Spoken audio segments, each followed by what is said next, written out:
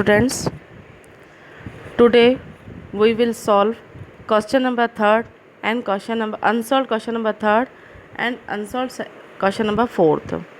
ठीक है, x and y question number third देखिए। आप अपनी बुक खोलना, बुक में क्वेश्चन दे रखा है आपका। पहले मैं क्वेश्चन पूरा समझा देती हूँ आप लोगों को। x एंड y 2:1 के अनुपात में लाभ बांटते हुए साझेदार हैं। 31 मार्च 2017 को उनके फर्म का चिट्ठा माने बैलेंस शीट इस प्रकार दे रखी है।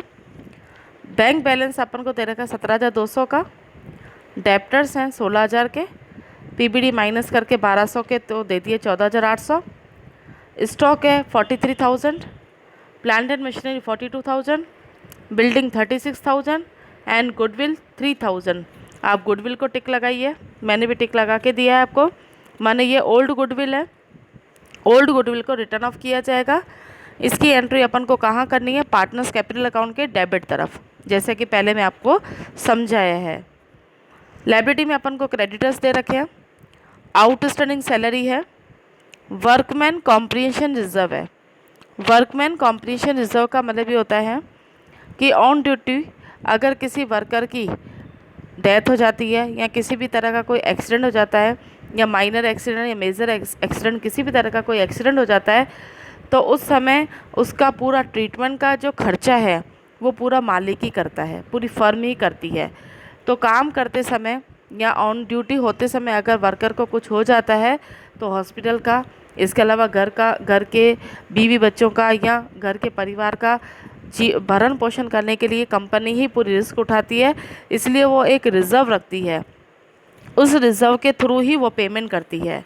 ठीक है, तो यहाँ वर्कमैन जिसको शॉर्ट में कहते हैं WCR अपन को 6,000 दे रखा है, 6,000। जनरल रिज़र्व मैंने पहले बता ही दिया आपको कि जनरल रिज़र्व को भी किस रेशो में डिवाइडेशन करेंगे अपन? ओल्ड रेशो में। ये पार्टनर्स कैपिटल अकाउंट के बाएं तरफ दिखाया जाएगा। कैपिटल अपन को एक्स और वाई की दे रखी है। एक्स की कैपिटल है 60,000 और वाई की कैपिटल है 50,000। ठीक है, अदर इन्फॉर्मेशन में देखते हैं अपन को क्या दे रखा है। They admitted Z in the firm from 1 April 2017 for 1/4 share which he will receive from X. यहाँ पर ये दे रखा है कि 1 अप्रैल को जेड को एडमिट किया गया है, नया पार्टनर बनाया गया है और नए पार्टनर का रेशो कितना है? 1/4। ही will receive from x, underline करना है इस पॉइंट को। ही विल रिसीव फ्रॉम एक्स, वह सिर्फ एक्स से ही रिसीव करता है। माना आपको एक फ़ायदा हो गया, आपको एक प्रॉफिट हो गया क्वेश्चन सॉल्व करने में कि आपको सेक्रीफाई रेशो निकालने की नीड नहीं है। नेक्स्ट क्या दे रखा है? Following decision were taken on the time Z brings 30,000 in cash, share of Ram limited worth 14,000 as is capital. अब यहाँ पर 36,000 की जेड कैपिटल लेकर आ रहा है और 14,000 के शेयर्स लेके आ रहा है, ये दोनों कैपिटल ही कहलाएगी। 36,000 और 14,000 दोनों मिला के कितने हो जाएंगे? 50,000। The present value of the firm goodwill is 12,000। Z brings his share of goodwill in cash, इस पॉइंट को भी आपको अंडरलाइन करना है। Z brings his share of goodwill in cash, माने जेड का जो शेयर निकाला जाएगा 12,000 के अंदर वो कैश में लेकर आ रहा है। माने किसको मिलेगी? जितनी भी इसकी गुडविल बैठ रही है वो पूरी गुडविल एक्स को ही मिलेगी, क्योंकि सेक्रीफाइस सिर्फ एक्स ने किया है। पीबीडी अपन को दे रखा है डेप्टर्स बी इंक्रीज टू 10%, माने पीबीडी 10% से इंक्रीज करना है। आप पहले देखो डेप्टर्स कितने हैं? 16,000 के हैं। बैलेंस शीट में देखो डेप्टर्स 16,000 के हैं। 16,000 का 10% निकालो आप, 1,600। पीबीडी ऑलरेडी अपन का 1,200 रुपये बना हुआ है, पहले से पीबीडी 1,200 बना हुआ है और न्यू बैलेंस शीट में अपन को 1,600 दिखाना है, तो 400 इंक्रीज़ करना है। 1,600 में से 1,200 माइनस करोगे तो 400 इंक्रीज़ होगा, माने लायबिलिटी बढ़ेगी। लायबिलिटी बढ़ेगी तो रिवॉल्यूशन के डेबिट तरफ दिखाया जाएगा 400 रुपये से। ठीक है, आगे देखो। अब नेक्स्ट अपन को दे रखा है, इंग्लिश में क्या लिखा हुआ है? Outstanding salary is not required now, माने आउटस्टैंडिंग सैलरी अपन को बैलेंस शीट के अंदर दे रखी है। बैलेंस शीट में 1,000 आउटस्टैंडिंग सैलरी है, इसको हटाना है, रिमूव करना है। आउटस्टैंडिंग सैलरी लायबिलिटी होती है, रिमूव करना है माने रिवैल्यूएशन अकाउंट के बाएं तरफ आएगा। आउटस्टैंडिंग सैलरी दिखाएंगे बाएं तरफ 1000। आगे देखो प्लांट एंड मशीनरी के बारे में क्या बता रखा है। Plant and machinery is over valued bye 5%, गलती से 5% ज़्यादा ओवर वैल्यूड किया गया है, तो इसको अपन को कम करना है। कम करने के लिए प्लांट एंड मशीनरी को अपन डेबिट तरफ लिखेंगे, रिवैल्यूएशन के डेबिट तरफ आएगा। 42,000 इसका अमाउंट दे रखा है, इसका 5/100 में लिखना, 5/105 लिखना, क्योंकि आफ्टर वाली कंडीशन है, आफ्टर वाली कंडीशन से बिफोर वाली कंडीशन में जाना है, तो 5/105 लिखना, ठीक है।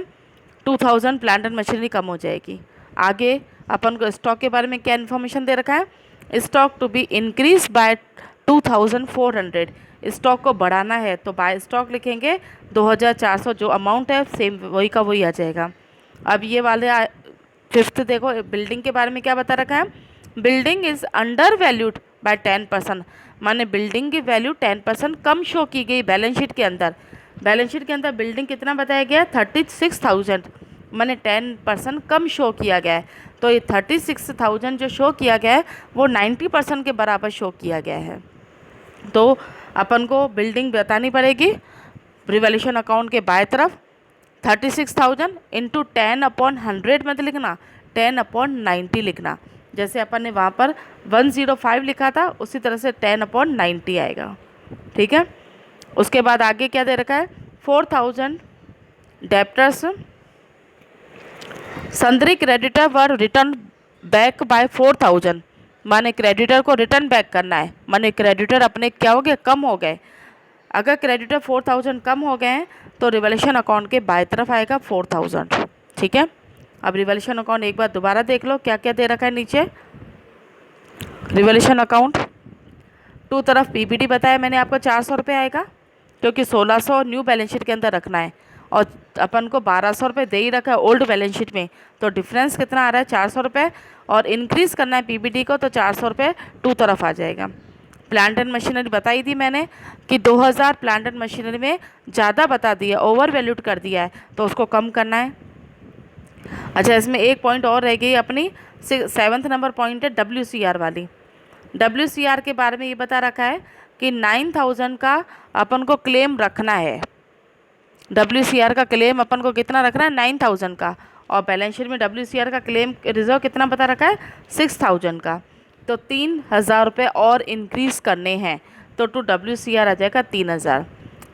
ओल्ड बैलेंस शीट में अपने पास 6,000 बना हुआ है WCR, और न्यू बैलेंस शीट के अंदर अपन को रखना है 9,000, तो 3,000 अपन को इंक्रीज़ करना है, इसलिए रिवैल्यूएशन अकाउंट के टू तरफ आएगा, ठीक है। बाएं तरफ सैलरी, आउटस्टैंडिंग सैलरी को हटा देना है, स्टॉक को बढ़ाना है अपन को, बिल्डिंग को अंडर वैल्यूड किया गया था उसको अब अपन बढ़ाएंगे 4,000 से, और क्रेडिटर भी 4,000 से कम हो जाएंगे, बढ़ेंगे नहीं, क्रेडिटर कम होंगे।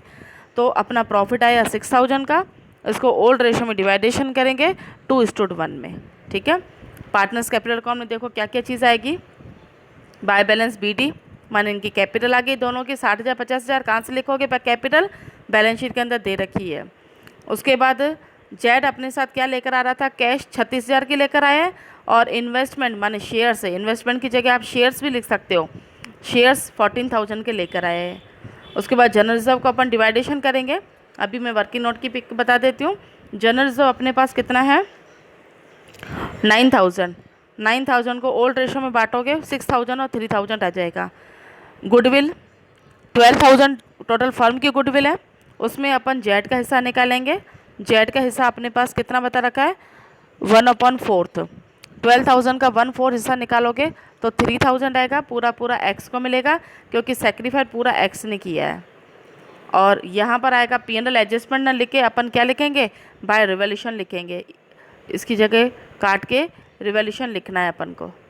रिवैल्यूएशन का प्रॉफिट कितना है 4,000 एंड 2,000, एक्स और वाई को। टू तरफ ओल्ड गुडविल का रिटर्न ऑफ किया गया है और बाकी बैलेंस निकाला गया है, ठीक है। बैलेंस शीट में देखो बैंक कैसे आएगी, पहले की कैश कितनी है 17,200, जेड अपने साथ 36,000 की कैश लेकर आ रहा है और 3,000 गुडविल के कैश में लेकर आ रहा है, टोटल मिला के अमाउंट आएगा 56,200। डेप्टर 16,000 थे, पीबीडी माइनस करेंगे 1,600 की तो 14,400, स्टॉक अपने पास 45,400 का आएगा, क्योंकि पहले स्टॉक कितना था 43,000, इसमें 2,400 स्टॉक बढ़ाना है तो अमाउंट आएगा 45,400। प्लांट एंड मशीनरी की वैल्यू को कम करना है, पहले अपन को 42,000 दे रखा था, अब 2,000 कम करके 40,000 आ जाएगी। बिल्डिंग की वैल्यू अपन को बढ़ानी है, बिल्डिंग की वैल्यू 36,000 अपन को शो कर रखी थी, 4,000 की बिल्डिंग बढ़ चुकी है तो 40,000 अपन बिल्डिंग शो करेंगे। यहाँ पर इन्वेस्टमेंट की जगह आप शेयर भी लिख सकते हो। शेयर कितने दिए हैं इसने, जेड ने 14,000 के, तो ये कंपनी की एसेट्स कहलाएगी, इसलिए एसेट साइड लिखा हुआ है इसको 14,000 के। क्रेडिटर, पहले क्रेडिटर कितने थे अपने पास, क्रेडिटर थे 30,000, 30,000 में से 4,000 माइनस करेंगे तो 26,000। वर्कमैन कॉम्परेशन रिजर्व WCR 9,000 आ जाएगा, और कैपिटल XYZ तीनों की आएगी। न्यू कैपिटल आएगी जो अभी अपन ने पार्टनर्स कैपिटल अकाउंट के अंदर निकाली है, 71,000, 54,000 एंड 50,000, ठीक है, 175 टोटल 1,000 आ जाएगी। बैलेंस शीट का टोटल अपन करेंगे 2,10,000 दोनों साइड का आ जाएगा। इसके बाद अपन थोड़ा वर्किंग नोट पे देखते हैं। वर्किंग नोट आपको कैसे करना है, सबसे पहले वर्किंग नोट के अंदर मैंने बताया आपको ओल्ड गुडविल अपन को दे रखी है 3,000 रुपये की, इसको ओल्ड रेशो में बांटेंगे 2:1 में, तो एक्स को गुडविल कितनी रिटर्न ऑफ करनी है 2,000, और वाई की गुडविल कितनी आएगी 1,000। फिर जनरल रिजर्व 9,000 है, इसको भी अपन ओल्ड रेशो में डिस्ट्रीब्यूशन करेंगे। फिर अपने पास न्यू गुडविल आ रही है 12,000 की, इसमें जेड की गुडविल निकालेंगे 1/4, तो 3,000 आ गई। पूरी की पूरी 3,000 अपन एक्स को देंगे क्योंकि सेक्रीफाई पूरा एक्स ने किया है। और लास्ट है अपन कैलकुलेशन करेंगे कैश की। कैश 17,200 बैलेंस शीट के अंदर दे रखी है, 36,000 की कैश जेड लेकर आया कैपिटल के रूप में, और 3,000 गुडविल के रूप में, टोटल मिला के 56,200 रुपये, ठीक है। यहाँ पर अपना 3rd नंबर क्वेश्चन कंप्लीट हुआ।